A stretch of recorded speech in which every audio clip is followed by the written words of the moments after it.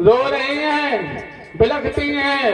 ललिता कहने लगी बहना काय को रो रो के मरी जाए रे हैं। सब रंग न पे रंग चढ़ जाए, लेकिन करिया रंग पे कभी किसी का रंग चढ़ता ही नहीं है।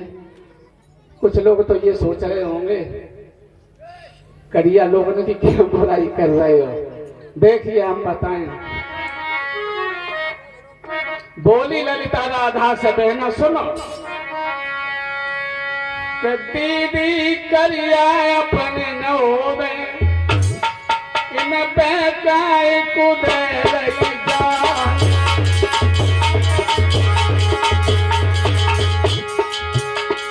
सजनी करिया अपने न होवे, इन पैकाए कुदे पिरान।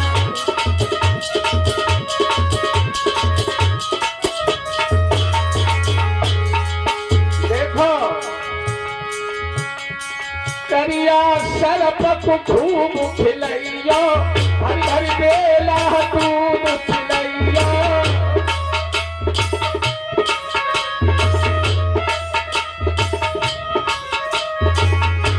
परीक्षित महाराज, सर्प का रंग कैसा होता है? काला। पालो बेलन में भर भर के दूध पिलाओ, लेकिन अपना नहीं होगा।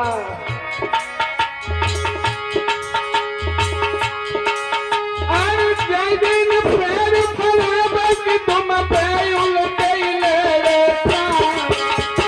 कहना करिया अपन न हो मैं पहचाए तुझे रही जान।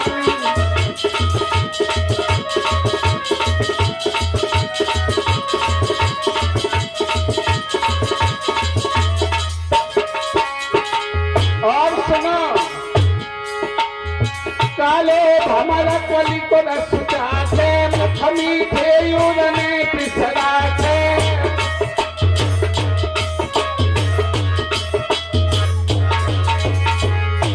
भमरे का रंग काला होता है। जिस पुष्प पे जाता है, रस लेता है, फिर चला जाता है, फिर लौट के नहीं आता।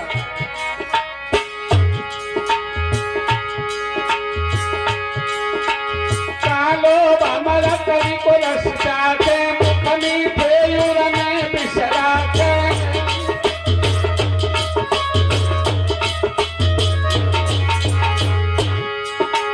जाई कली से भमरा उड़ गए, फिर घर का ध्यान। दीदी करिया अपन न हो गए, न पे गए कुदे रही जान।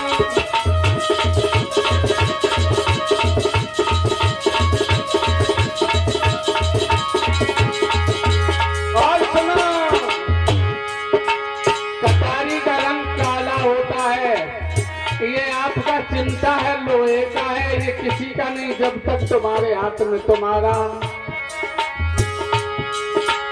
काली काली बने कटारी, तोलो हाथ में तोलो प्यारी।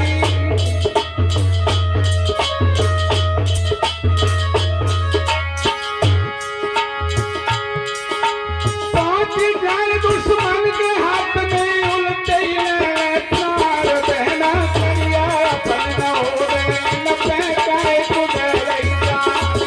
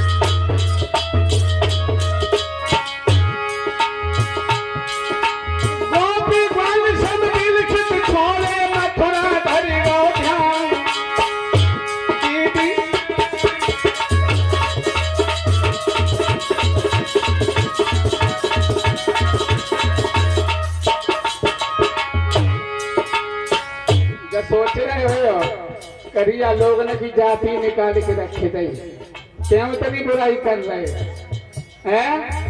देखो हम बताएं क्यों हमें बुराई है। ये हारमोनियम है, इसके रीड काले हैं,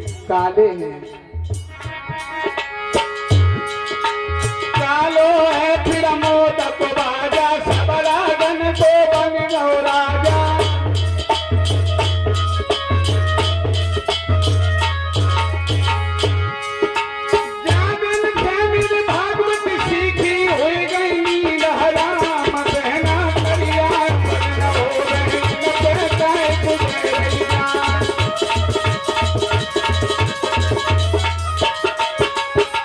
चले गए भगवान श्याम सुंदर आगे बढ़ते हुए, और जैसे ही यमुना के किनारे पहुंचे, गजब हो गया, रथ खड़ा कर दिया अक्रूर जी ने, और जाते हैं यमुना जल में स्नान बनाने के लिए। जैसे ही डूबक लगाई, भगवान आज जल के अंदर दिखाई दे रहे हैं। अक्रूर जी निकल के बाहर आए, इनको तो हम रथ पे छोड़ आए थे, जल में कहां से आ गए? देखा है पूर्ववत वैसे के पहले जैसे थे वैसे के वैसे दिखाई दिए। फिर डूबक लगाई, सोचने लगे शायद भ्रम ही रहा होगा। फिर अंदर दिखाई दिए, फिर निकल के आते हैं, फिर वहीं बैठे हैं। स्नान बनाने के बाद वहां के बिहारी ब्रजराज केशव का ध्यान करते हैं, स्तुति करते हैं, और धीरे धीरे रथ मथुरा में पहुंच गया। अक्रूर जी बोले कन्हैया से, लाला चलो हमारे साथ। कहने लगे अभी तो नहीं चाचा, आज यहीं रुकूंगा, कल मामा कंस की रंगभूमि देखूंगा, फिर तुम्हारे घर अवश्य आऊंगा मिलने के लिए। सभी ग्वाल वाले रुक जाते हैं, अपने अपने छकड़ों में से खाने के लिए जो सामग्री ले गए खाते हैं। खाने के बाद में जैसे ही प्रातःकाल हुआ है, भगवान कन्हैया ने कहा बाबा हाँ, अगर आपकी आज्ञा हो तो हम मथुरा नगरिया की शोभा देखें। कहने लगे बलदाऊ कन्हैया बहुत नटखट है, पता नहीं क्या से क्या हो जाए, कंस का बड़ा डर है, आप इसके साथ जाओ और दूर ही दूर से मथुरा नगरिया की शोभा दिखा करके वापस ले आना। आज चले हैं मथुरा नगरिया की शोभा देखते हुए। दामा बोलो है कन्हैया, जब बता ये सामने ऊंचे ऊंचे क्या दिखाई दे रहे हैं?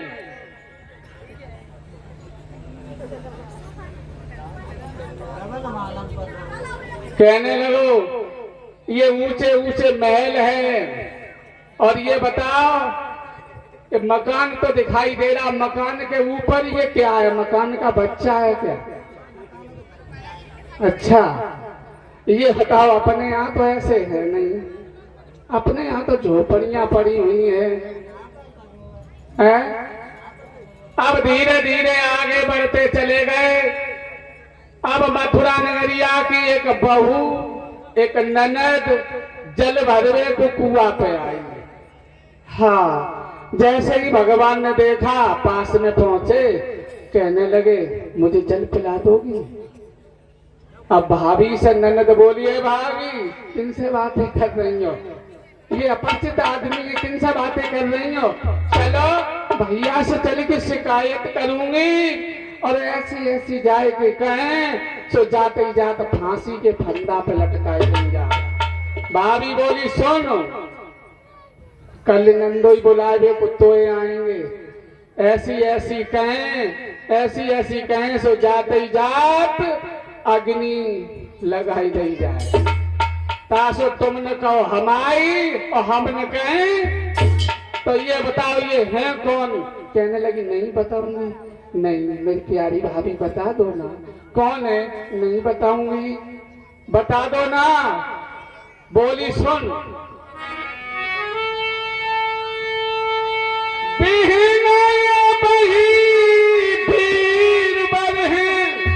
और ये सुधानंद के दुलारे पीताम्बर वाले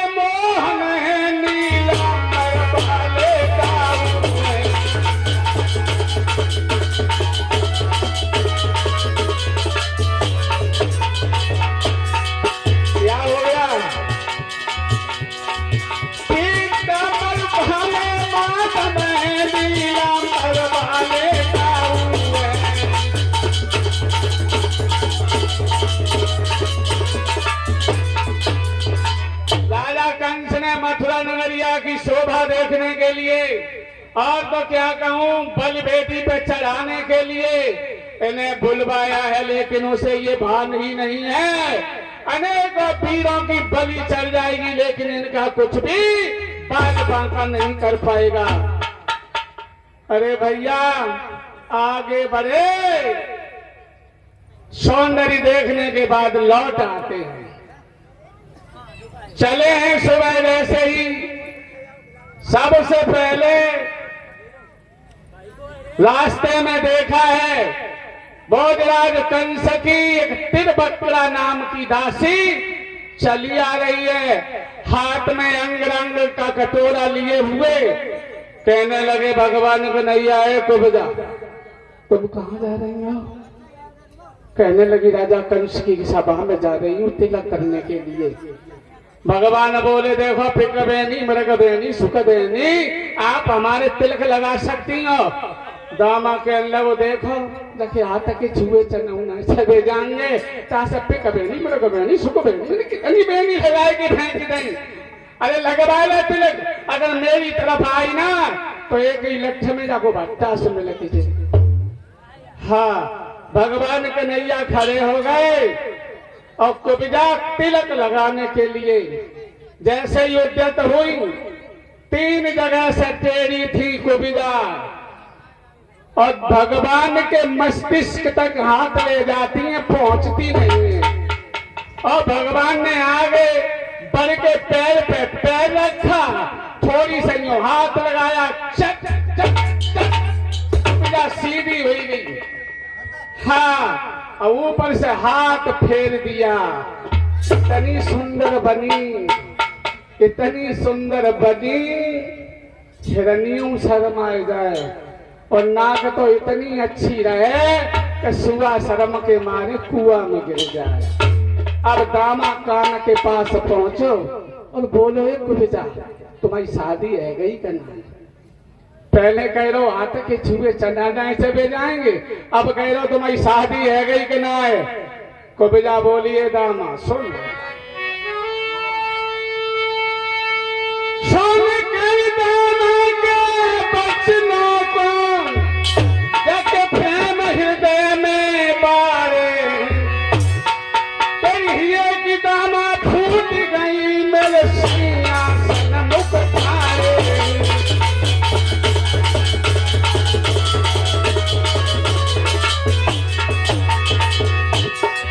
कहिए कि दामा फूट गई मेरे राजा सन्मुख थारे।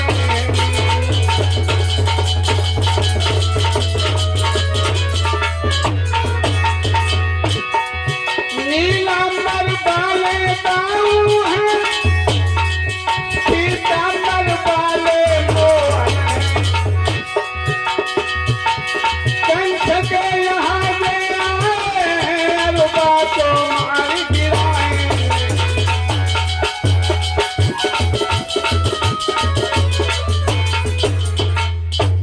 आज तिलक लगाने के बाद अब कुब्जा बोली कन्हैया से, प्रभु चलो अब हमारे संग। कहाँ? मेरे घर। भगवान बोले अभी नहीं, पहले मामा कंस की रंगभूमि देखेंगे, फिर तुम्हारे घर अवश्य आएंगे। आगे बढ़े, आगे बढ़े, देखा है भोजराज कंस का धोबी कपड़ा धोने वाला सिर पे गट्ठर रखे हुए चला आ रहा है, चला आ रहा है, मथुरा में मस्त है, झूमता हुआ गिरता हुआ चला आ रहा है। जैसे ही भगवान कन्हैया रास्ता में मिले, कहने लगे भैया कौन हो तुम? हम तुम्हें नहीं मालूम, हम मामा कंस के मेहमान हैं। कहने लगा ये बेईमानो, तेरा दिमाग तो खराब नहीं है? बेईमान कह रहा है अरे हम मामा कंस के मेहमान हैं, रंगभूमि देखने के लिए आए हैं। कहने लगा हट जाओ मेरे रास्ता से। शराबी कैसे करता है आप लोग देखते रहते हैं। और मैंने कभी पी नहीं तो हम बना नहीं पाते कैसे करता है। हाँ, आज जैसे ही मदरा में मस्त कहने लगा तो भगवान के नैया कहने लगे, भैया हम गरीब घर के बालक हैं, इतना पैसा नहीं था मेरे पास जो सुंदर सुंदर वस्त्र पहन लेते। अरे ये राजा के राजसी वस्त्र हैं, स्वर्ण जनित आभूषणों से अलंकृत हैं, आप इनमें से हमें कपड़े दे दो, फिर मामा कंस के यहाँ घूमने के बाद तुम्हें वापस कर दूंगा। कहने लगा,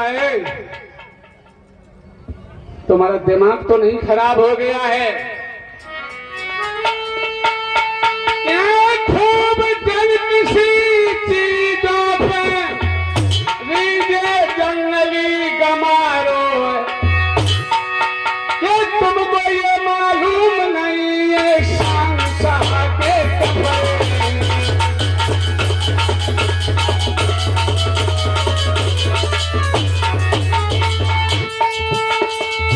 कपड़ों की यदि जरूरत है तो ढूंढो किसी गुदरिए को, अमल की अगर जरूरत है तो ढूंढो किसी गुदरिए को।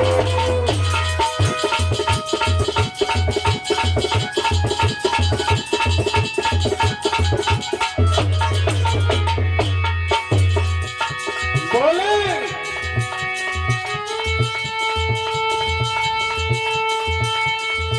इन कपड़ों से पहले जाकर चेहरों को ठीक करा लीजिए,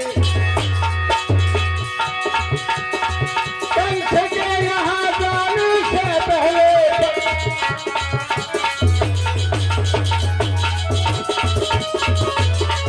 कहने लगा है, पहले के चेहरा ठीक करवाओ, जाए के तालाब में मोद हो आओ।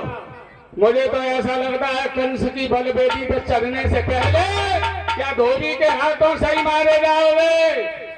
आगे बड़े भगवान कहने लगे, धोबी मैं सीधी सादी बात करता हूँ और मेरे अमृतमय बचनों पर तू जहर उगलता चला जा रहा है, मालूम नहीं है तुझे?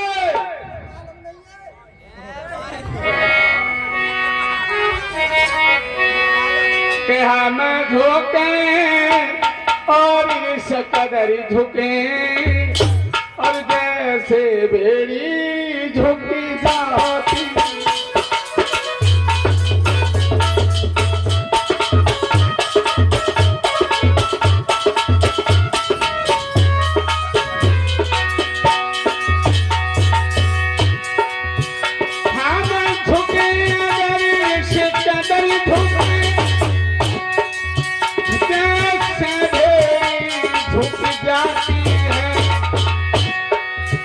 और उभरे तो ऐसे उभरे जैसे ज्वाला उभराती है।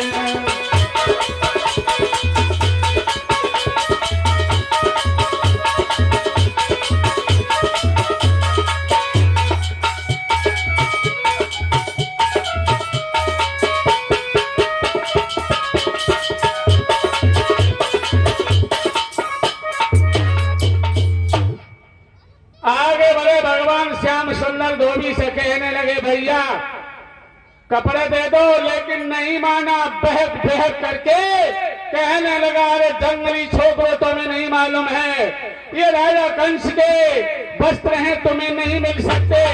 आगे बढ़े श्याम सुंदर एक तमाचा किया, धोबी लौट गया जमीन पे। ये धोबी वही था त्रेता युग में, जब भगवान श्री राम त्रेता युग में अवतार लेकर आए थे। धोबी एक दिन अपनी भार्या को पीट रहा था। भगवान के गुप्तचर घूमा करते थे और ये अपनी पत्नी से कहता था, देख तू दुष्टा है, दूसरे के घर में रह करके आई है, मैं तुझे नहीं रख सकता हूँ। अरे औरत के लोभी राजा राम भले ही सीता को रख ले, लेकिन मैं तुझे नहीं रख सकता। ये आवाज गुप्तचरों ने सुनी, भगवान श्री राम तक जाती है। श्री राम ने उसे दंड भी नहीं दिया, सीता को घर से बाहर कर दिया। भाई धोबी द्वापर में आके फिर धोबी बना और इन्होंने कृष्ण बन करके आज उसका काम तमाम कर दिया। अब लला पाजामा काऊ ने हाथन में फंसाए लो, कुर्ता टांगन में उलझाए लो, उल्टे सीधे वस्त्र पहन के ग्वाल वाले सब चक्कर में पड़े गए। कभी पहने ही नहीं थे, कभी देखे ही नहीं थे। हाँ, एक दृष्टांत याद आ गया।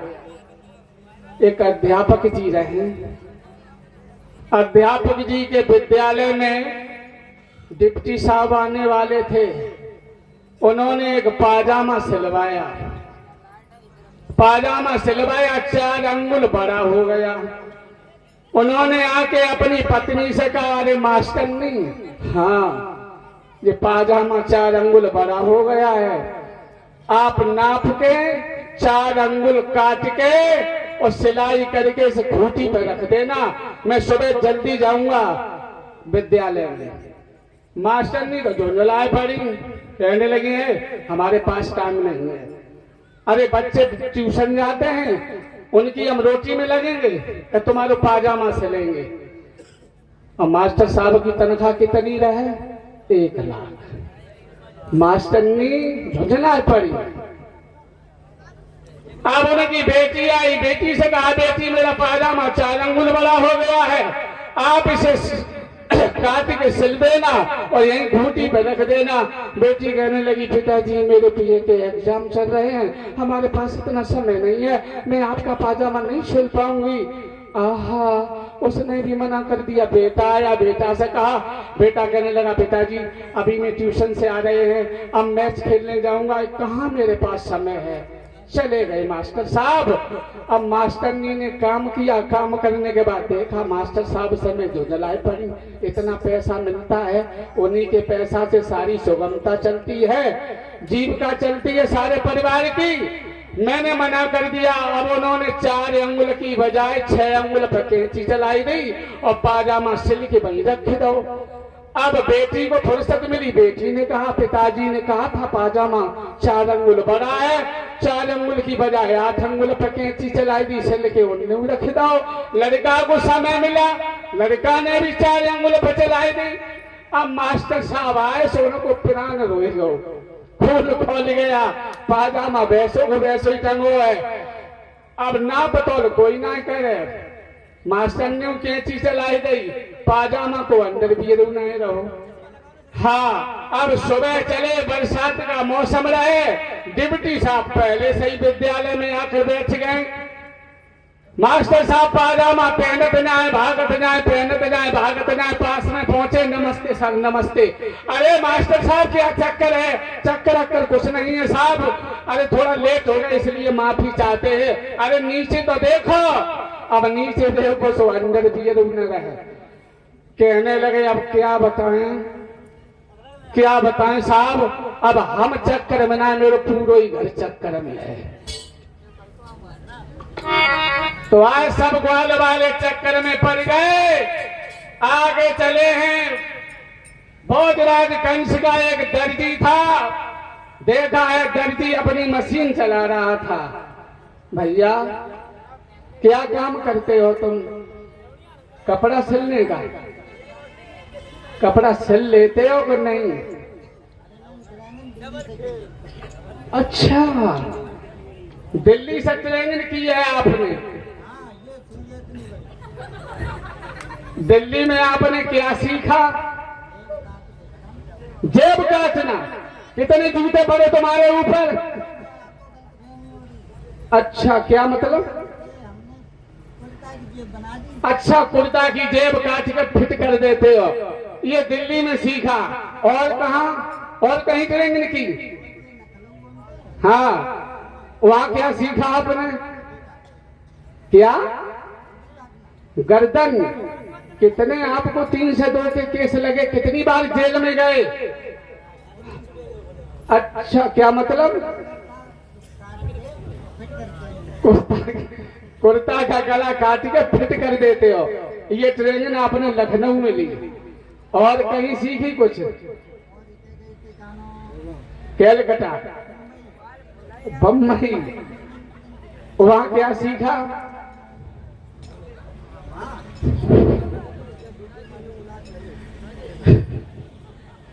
और उसके बाद फिर आप चिमटा बजाने चले आए। दर्जी बोला, प्रभु जैसा जिसके बनेगा मैं श्रृंगार कर दूंगा। कैसे कैसे वस्त्र पहने थे उल्टे सीधे, कि जामे का पाजामा माना और पाजामा जामा बना लिया।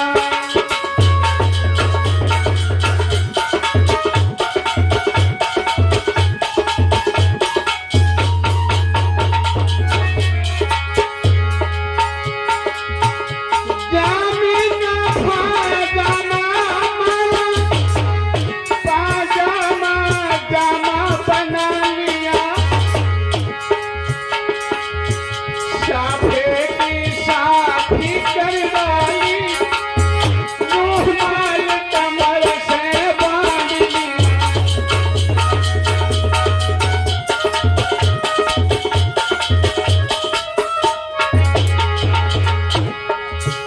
पाजामा फंसो खोपड़ी में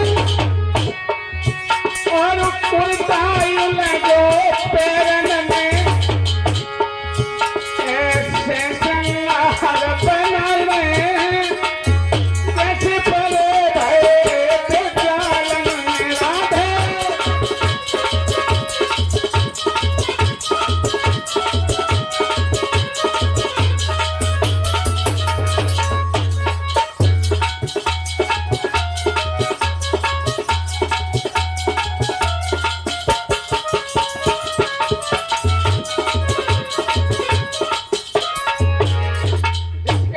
वस्त्र बना, काट छाट के तैयार कर दिया।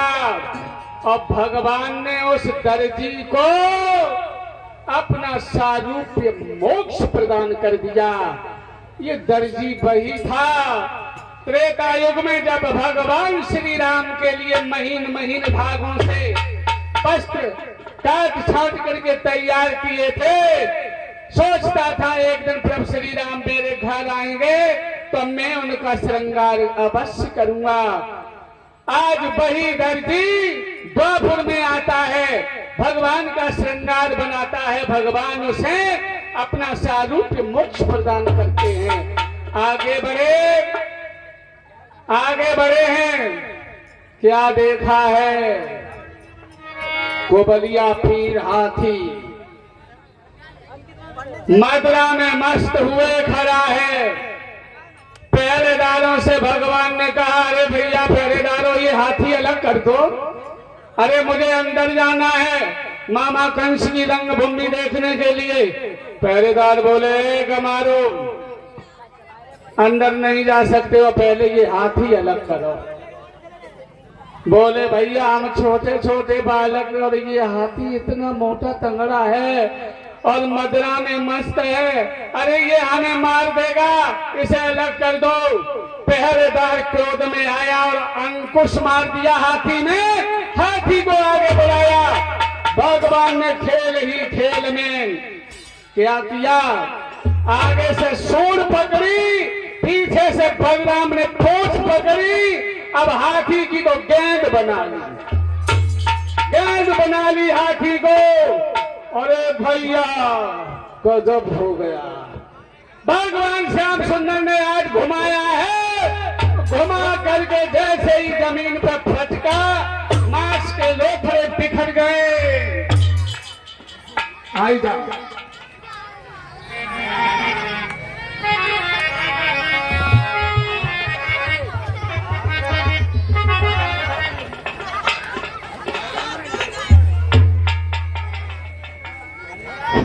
एक कीर्तन बोल ले।